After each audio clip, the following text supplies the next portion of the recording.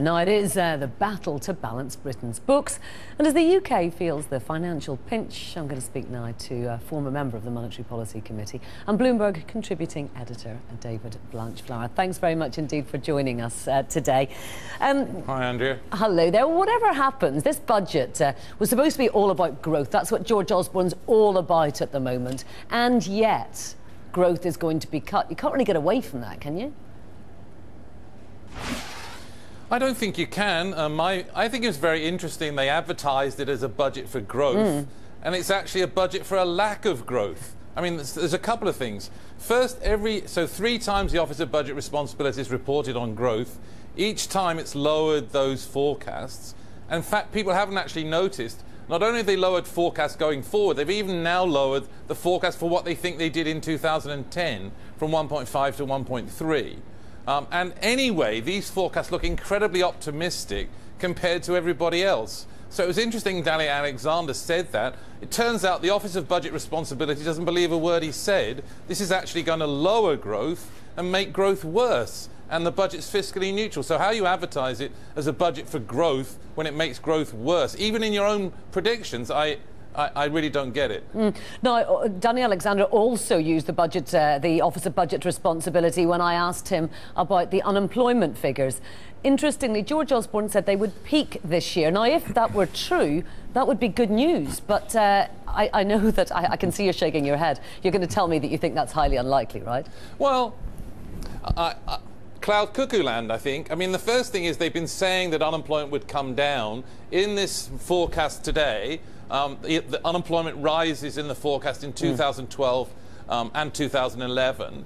But to believe that when you fire all these public sector workers, you lower growth, that it's going to raise employment, we've never seen it before. All the other forecasts appear not to believe that. The National Institute has a much lower forecast for growth and has unemployment increasing.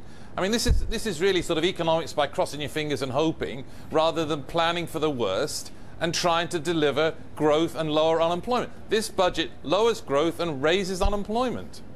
Now, the CBI has come out and said overall they are happy with the budget. Corporation tax, of course, one of the headlines. It's been cut by 2%. Do you think that this is a good budget for business? Well, obviously there's issues about the balance between corporate taxation and individual taxation, and there's certainly the move to corporate taxes and cutting to corporate taxes down the road. But the problem, in a sense, for business is what's the consumer going to do? And are people going to spend? And the evidence still is consumption is actually falling. And consumer confidence has now gone to the lower point that it was even in the depths of the recession. So the fact that the consumer is so scared is clearly something business need to worry about. You're not going to invest if you don't think the consumer is going to spend. So the forecast I'm looking at here assumes that actually consumption jumps into positive territory, net trade goes positive, but all the evidence is that it's doing the opposite. So this is fingers crossed and hope economics rather than really sensible economics. Unemployment's going to rise, consumption's going to fall.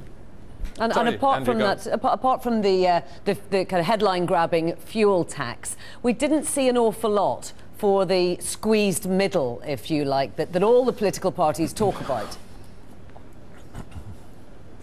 Well, we didn't see much. I mean, fiscally it was neutral. And yes, we have seen some changes in direct taxes to try and help the so-called squeezed middle.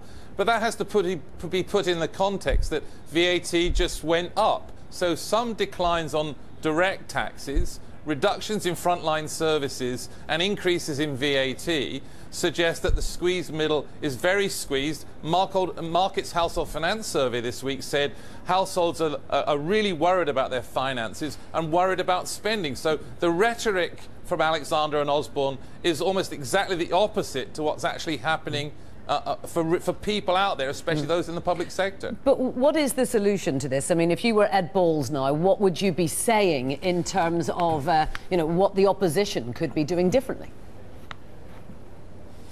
Well, I think there is Osborne's completely right in saying that there has to be a credible plan to deal with the deficit. He's completely right on that.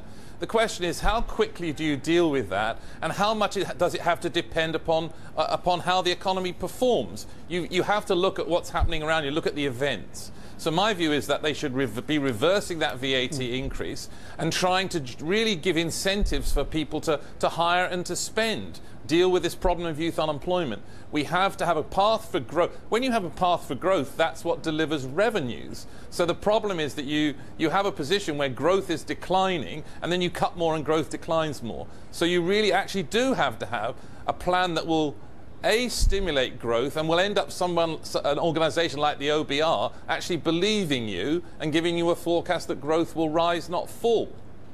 Well, as ever, we haven't got enough time to ask you an awful lot of the other questions I'd like to have asked you. Please come back and speak to us again soon, Danny. Thank you very much indeed.